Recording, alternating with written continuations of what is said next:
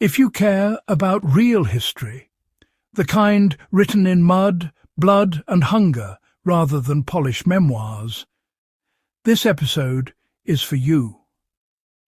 Before we begin, I'll ask you directly, historian to historian, subscribe to Iron Age Instincts and share this channel. What we preserve here is not pop history. It's the hard-earned knowledge that kept men alive when doctrine failed and supply lines collapsed. Today, we're examining 9 World War II survival techniques so effective, so disruptive to standard military thinking, that soldiers were often instructed not to discuss them openly. These were not tricks meant for glory. They were methods meant for survival when the war stopped caring who followed the rules. The opening minute of this story matters because World War II was not survived by bravery alone. It was survived by adaptability. Soldiers who lived longest were often the ones who quietly broke training manuals, improvised against orders, and passed knowledge in whispers. Armies feared these techniques not because they were immoral, but because they undermined centralized control.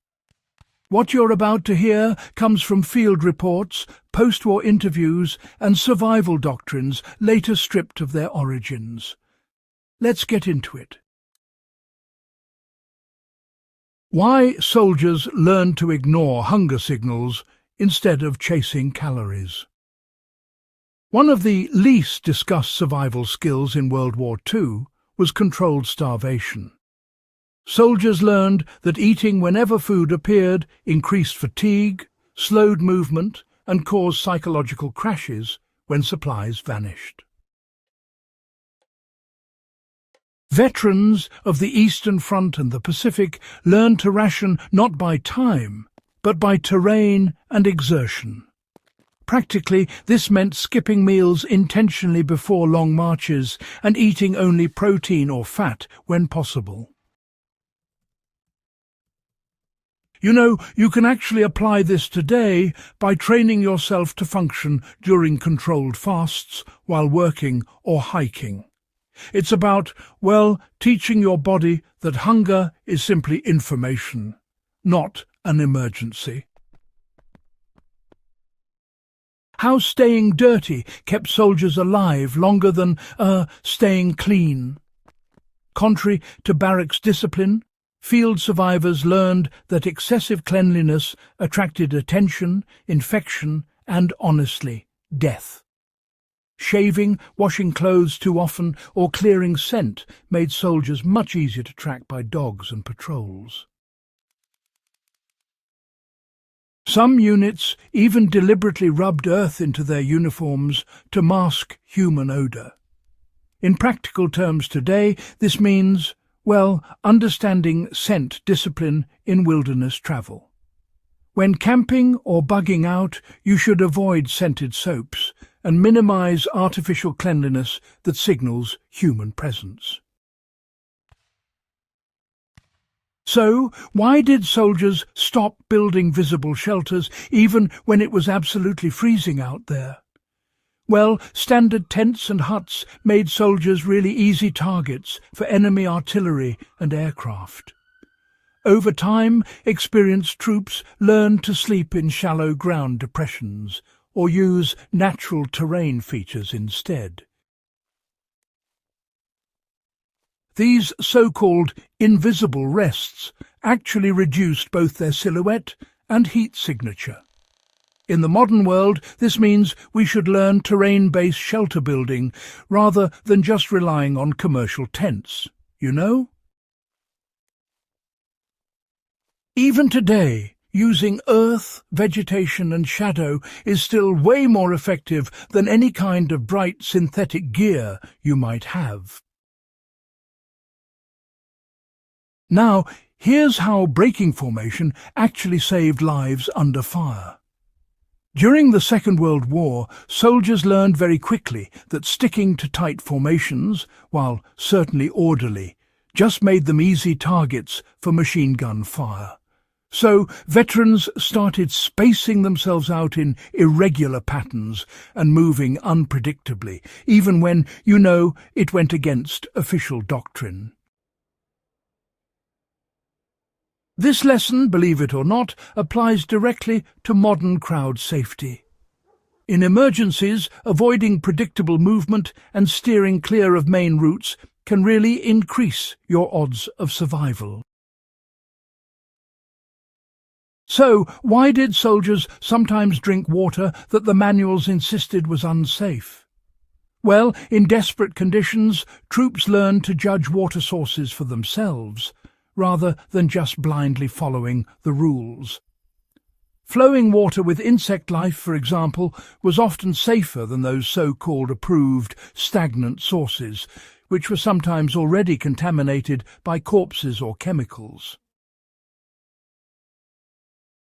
Soldiers filtered through cloth, boiled when possible, and accepted calculated risk. These days, survivalists really ought to learn natural water indicators instead of relying solely on tablets or filters. How soldiers controlled fear by rehearsing death. One of the most unsettling techniques involved mentally accepting death before combat. Soldiers who did this experienced reduced panic and, clearer decision-making. This wasn't fatalism, it was cognitive control. Modern equivalents exist in high-risk professions. You can apply this by mentally rehearsing worst-case scenarios so your nervous system doesn't freeze when stress hits.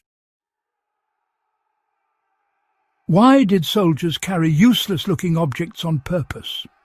Well, veterans often carried random items, bits of wire, old cloth strips, spare buttons, not so much for their utility, but rather for trade and, improvisation.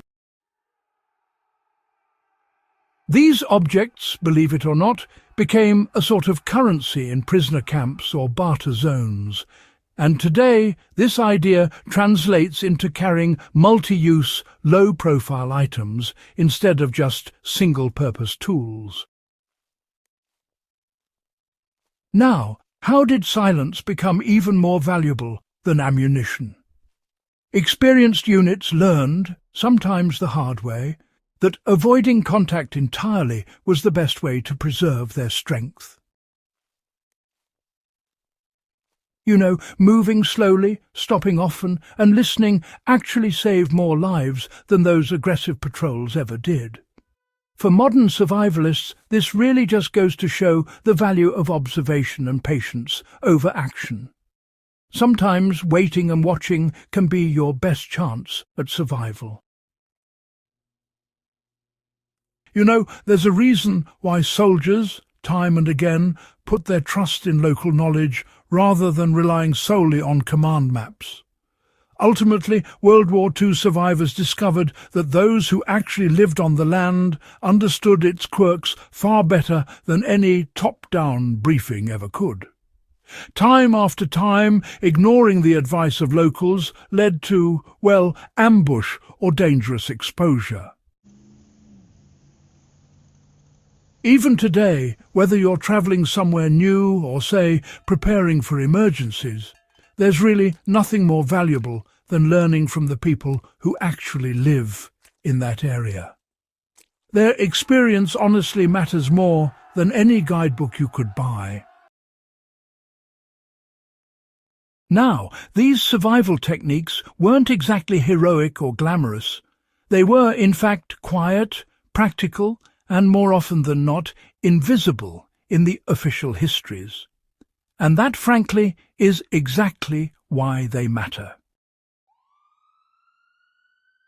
If this sort of grounded, sometimes uncomfortable history belongs anywhere, it's here, on Iron Age Instincts. So do subscribe, Share this episode with someone who truly values real knowledge, and let's keep these lessons alive, shall we?